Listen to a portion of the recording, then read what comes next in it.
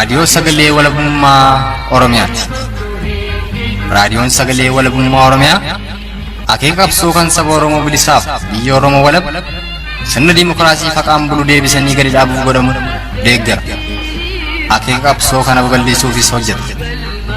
Birmadummaan Oromoo lafa dhiigaaf lafee ilmaan Oromoon dhugooma jedhee amana. Dhaggeeffattoota isaas wareegama qaalii kanaaf kakaasuuf carraaqa. Kun raadiyoo sagalee walabummaa Oromiyaati.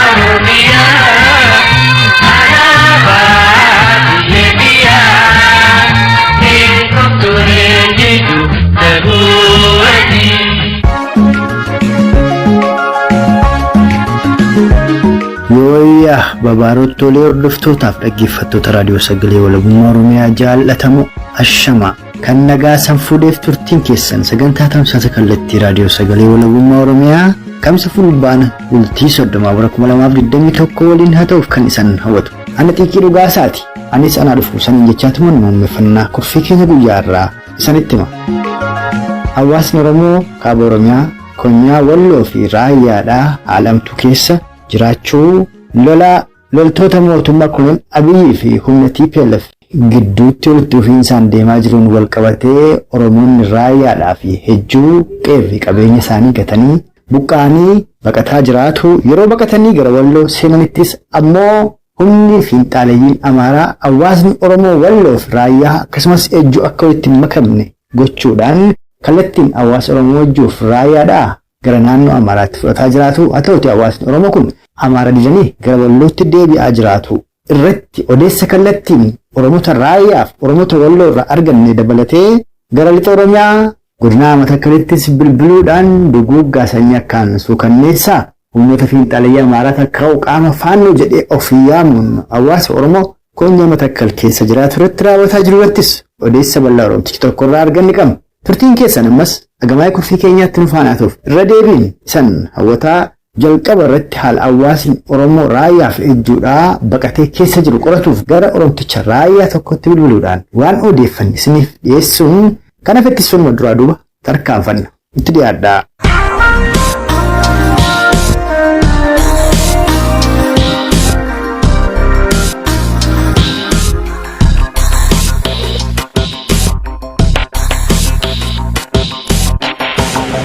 Oromoonni Raayyaa akkanatti lola warra Tigree fi warra Bilisiginnaa gidduu miidhamanii gara Walloo baqatanii Walloo keessallee akka hin qubanne taasisuuniti dabarsuuf ta'anii jedhu.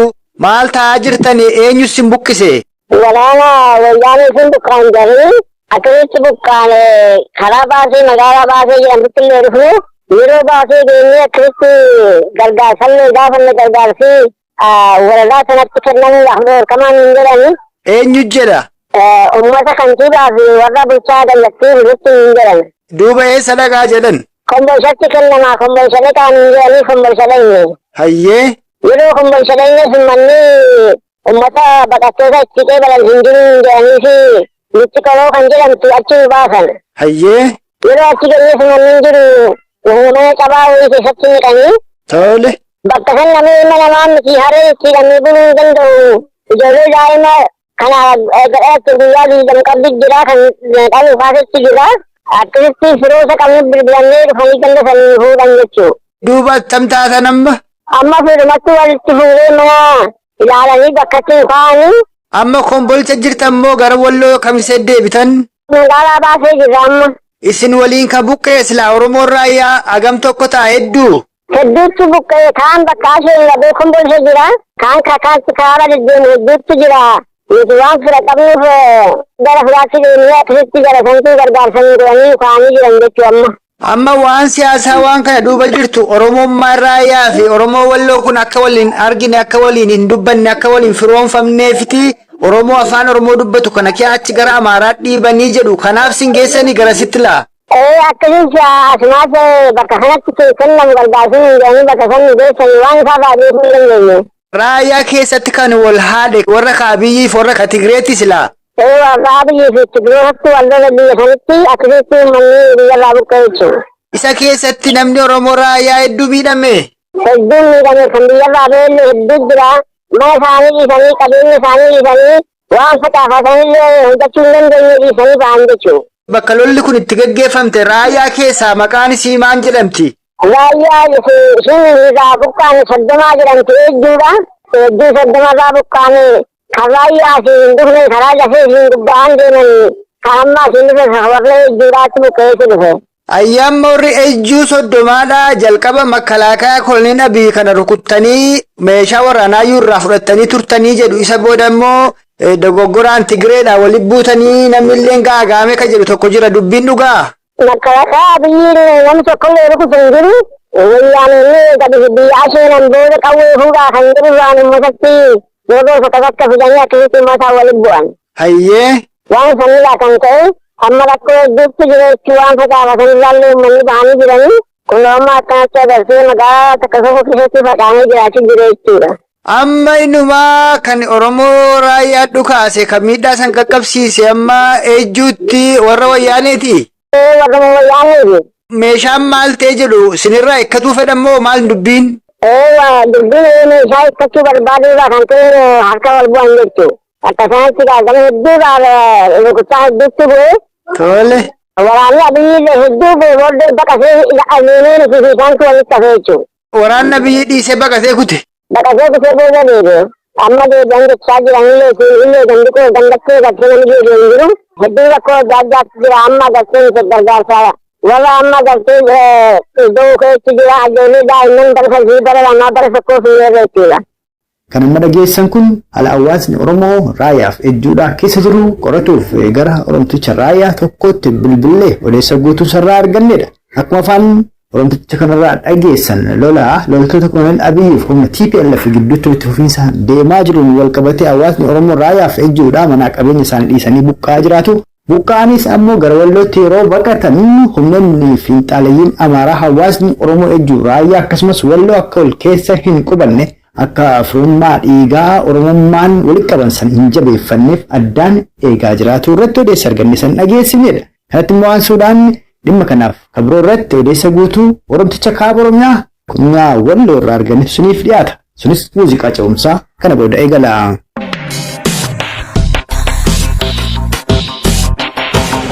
Lolli warra TPLF fi warra mootummaa Federaalaa kana gidduutti gaggeeffamu jabaachaaf madu ta'anii ilmaan Oromoo raayyaa jechuun buqqa'uun daranuu jabaatee buqqa'aniiti qaamni isaan ilaalatu fi qaamni mootummaa bakka kanatti gad isaan dhaabuun jiru kan isaan dadhaabuu danda'u fi kan isaan tursiisaa jiru uummata isaa irraa fageenya irratti hambaa qabuu fi bakka sanatti lolli agammatti qaqqabne jedhamu gara godina saba Oromoo walloo kana gara aanaa baaseetti daldala kachisaa kan jiranii sila kanuma wal qabatee yeroo ammaa kanatti ammoo gaafa godina walloo kanatti seenanii dhaabbiloonni warri mootummaa Federaalaa kana ammoo nurra hin qubatanii nurra darbaa gara kombolchaa fi gara daseetti yeroo isin jedhanii uummatichi illee nuti lafaa fi lafee keenyaatiin kan wal fakkaannu uummata Oromoo kanaanii asirraan hin dabarru jedhanii bakka kanatti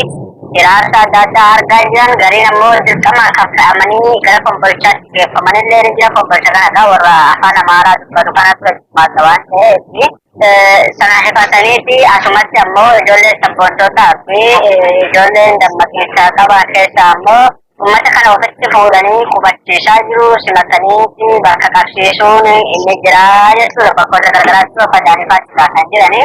Kan ammoo mootummaa jala deemee fa'aa yeroo isaan facaasaa jiru turre jira haala hamsa keessa jira gamkaaniini guddaa kaleessa godina walloo aanaa baatee ganda dhagaachorratti kophii affaree kuni tokkollee ajjeesee dhukaasa banee oolee akkamatti namni tokko ni wareegame saniin alatti lolichi waan dhaabbate hin fakkaatu warri mootummaatis waan kana tasgabbeessuu dhiisiti ofiituu adda keessatti uummanni akka rakkachaa jira uummanni akkaan baay'ee waan qaama dhimatu rakkachaa jira jechuudha. Mootummaa jiraafis jiru jiruufis immoo maqaadhaan mootummaa eegaa miidiyaa gubbaarraa lallabaa oolaa uummanni bulchiinsa gargaraa keessa jiru waliigalatti. Gaammanni kun waan hawaasa Oromoo raayyaatiin jirudha. Gama biraan ammoo lollilleen isinitti jiraa jedhamamee waan sanirraa illee nuu himi.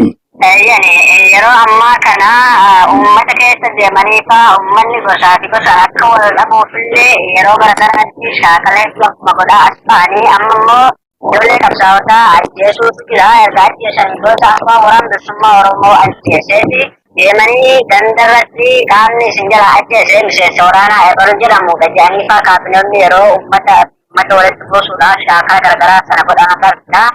Egaa suni ammoo qaamni jala ajjeefamee fi qaamni ajjeese jedhamu kun akka wal dhabuu fi manni gosaan akka wal dhabu tokkummaa akka hin qabaanne gochuudhaaf shaakala kaabileen bittinnaa gootuudha jechuudha. Uummannis kana ta'e jedhee jira waa wal hin qabanne jedhamee uummanni ofirraa dammaqee jira.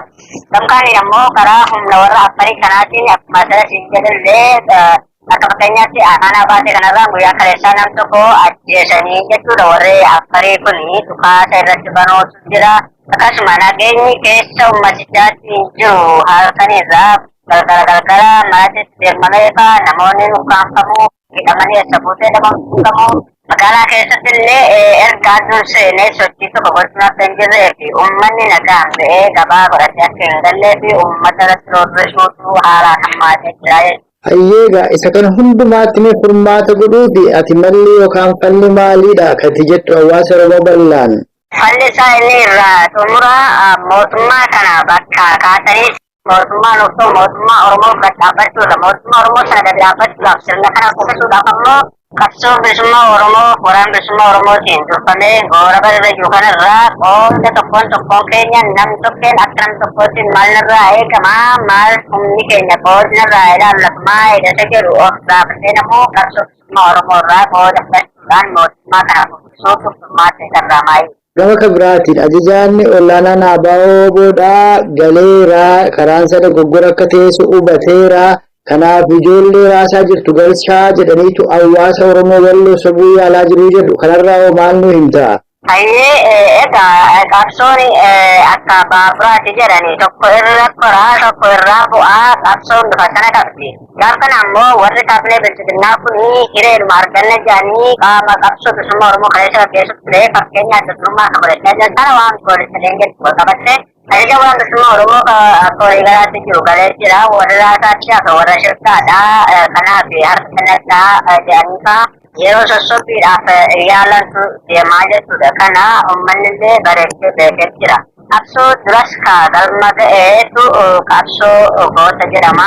Akka sanatti namuu kan irratti hiriiruu fi kan jala deemu kaayyoodha malee nam dhuunfaa miti jechuudha. Nam dhuunfaa akka nam dhuunfaatti kaayyoo sanaan kan hogganu ajajaan jiraatullee kan isaaf ajajan garuu nam tokko osoo hin taane kaayyoodhaatu waan ta'eef uummanni bareechee kana beekee jira. Kanaaf hin sobamnee isaan garuu kaabinoonni kanatti yeroo dhimma bahuudhaaf yaalantu mul'ata. Darbee ammoo kololatti itti fayyadamaa jiranii garii uummata keenyaa warreen beekina waan kanaa hin qabnee fi hubannoodhaan miidiyaa jala bu'anii wanni kun eessa biratti dhugaadha eessa biratti sobaadha dhuguma gane moo dhuguma galeeti ka jedhu kana ka warreen adda baafachuu hin dandeenye haga tokko bilchaajessuudhaaf ni shaakalanii garuu uummanni keenya kana wal dhageessisaa jira. Jedhee waa mootummaa propagaandaa oofaa jirudha. Waraana bilisummaa Oromoo bakka jira kaayyoo kaleessa waraana bilisummaa Oromoo dakkareessee galmasaa hin geenye waan ta'eef alaa nu galchu hoogganni galee osoo hin taane goorii garuu qabsoo keenyaa ilaallaa ejjennoo jettu qofa qabnaa jechuudha. Dhumarratti Oromoof Impaayera Itoophiyaa waliif maal irratti waan jettu qabaatte jedhiitii gama kun gaaffii namaaf qabu osuma irratti nu baasa.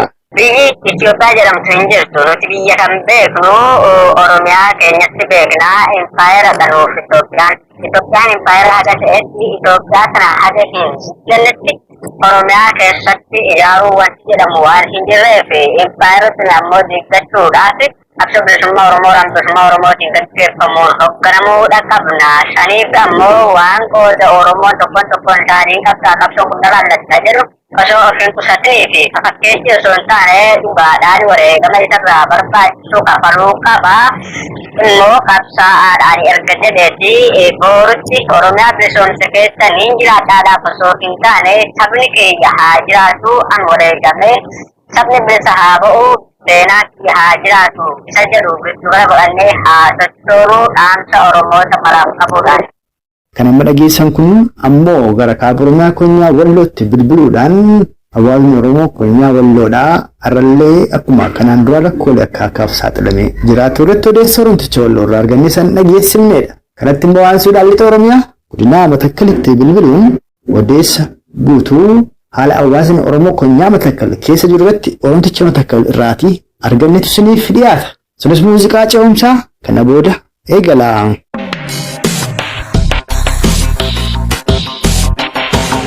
Haalli hawaasni Oromoo godina Matakkal keessa jiru akkaan hamaa ta'uu dhagaa guyyaa lamaan kana kan dhageenyu maanguddoota Oromoo Matakkal sadii mana keessatti abiddaan guban jedhu haati tokko illee ilmee ishee wajjin mana keessatti abiddaan gubatuutu himama. Haalli sun ammallee itti fufeeraa jedhu mee gochaan inni ammaa kun yoom eegale kanarraa marii keenya eegalla.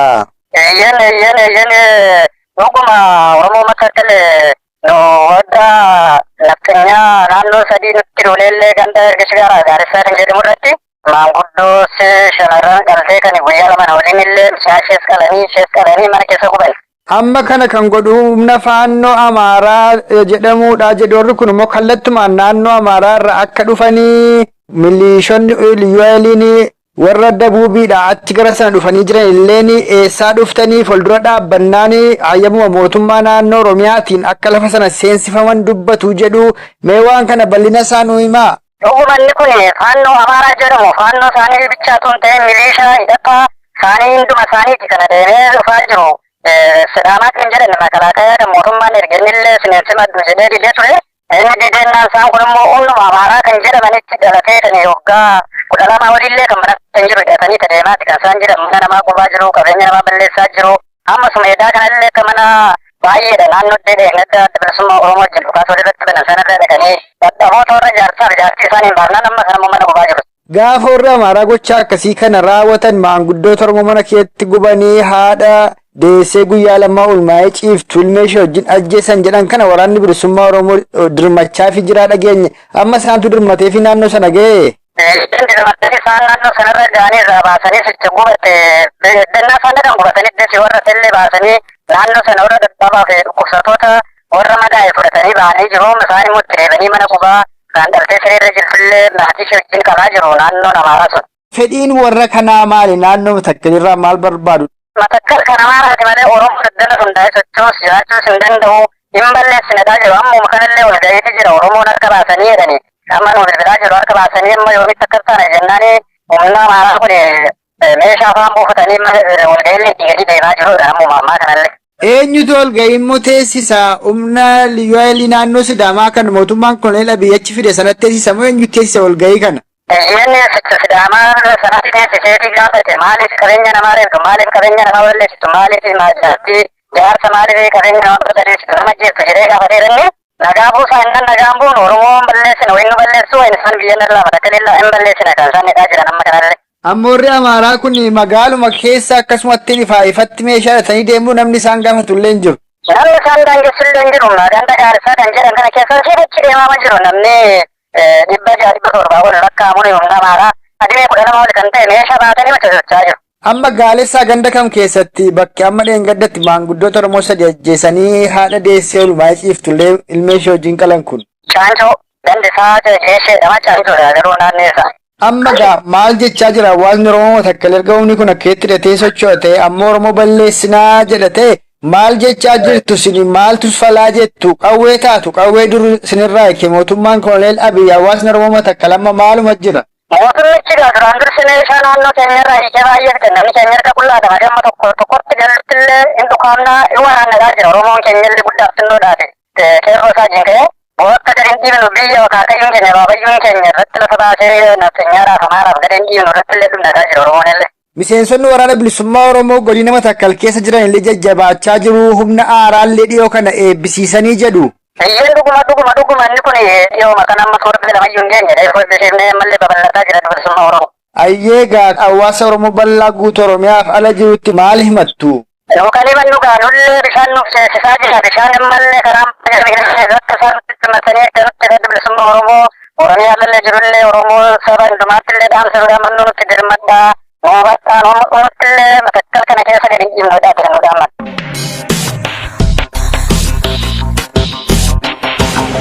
kan maayisarat san dhageessifne lixa Oromiyaa godina Matakkalitti bilbiluudhaan duguuggaa sanyii qindaawaa uummata fiinxaaleyyii Amaaraa takkaa'uu qaama faannoo jedhee ofii yaamuun Oromoota Matakkal irratti tibbana itti fufiinsaan raawwataa jiru addatti roobii qabee haga arraattu haala hamtuu hawaasni Oromoodhaa godina Matakkal keessa jiru qoratuuf gamasitti bilbilee odeessa argannee san dhageessifneedha. Akkuma afaan Oromticha godina Matakkal irraa dhageessan maanguddoonni Oromoo 3 mana keessatti manaaf qabeenya isaanii waliin gubatu haati deessee ulmaa ciisaa jirtu daa'imasii ka guyyaa lamaa waliin mana sii keessatti hidhattoota mootummaa naannoo Amaaraa takkaa'u faannuun qalamuu fi haala bu'aan Oromoo konyaa Matakkal akka walii galaattuu keessa jiru akkaan hamtuu ta'uudha kan Oromtichi konyaa Matakkal irraa odeeffannii raadiyoo sagalee walabummaa Oromiyaatti meenus isan dhageessifne. Kanaaf hawaasni Oromoo biyya keessaas atoo ka biyya ambaadhaa jiru kan sagalee Oromticha konyaa Matakkal kana dhagee bifa danda'uudhaan sagalee akka ta'uuf waan dandeenis akka dirmatuuf dhaammatuu jaallanna. Gara fuulduraattis itti fufiinsaan haala hawaasni Oromoo konyaa Matakkal keessa jiru odeeffannee isin biraan akka geenyu asumaan gurra sambuusuu jaallanna. Kolii garaatti sagantaa keenya guyyaa har'aatiin haala hamtuu hawaasa Oromoo kaaba Oromiyaa konyaa Walloo mudataa jiruu fi loltoota Koloneel Abiyyi fi humna TPLF gidduutti lola deemaa jiruun wal qabatee gaaga'ama hawaasa Oromoodhaa raayyaadhaaf ejjuu mudataadha jiru. Hawaasni Oromoo raayyaaf soddoman ejjuullee rakkoo isaan mudateen buqqa'anii yeroo isaan gara Oromoo Wallootti baqatan qaamni fiinxaaleeyyiin Amaaraadhaa humnaan gara naannoo Amaaraatti fudhatu achi keessatti dhaqanii badheetti darbatanii gargaarsa irraa muruuf waan adda addaa irratti yaada arganne isiniif dhiyeessaa armaan baaneer. Dabalataanis haala hawaasni Oromoo konyaa Matakkal mudataa jiru irratti odeessa argan isin dhageessisaa armaan baaneer. Isin dhaggeeffattoonni keenyas turtii qaataa ilaammaatti nu faana qabaattaniif ammoo oraa bulaa jechaa waan har'aaf qindeeffanne armarratti obbaafneerraa hanga sagantaa keenya yeroo taanu waliin deebinutti huumaan nama borii nu tolchinnaa.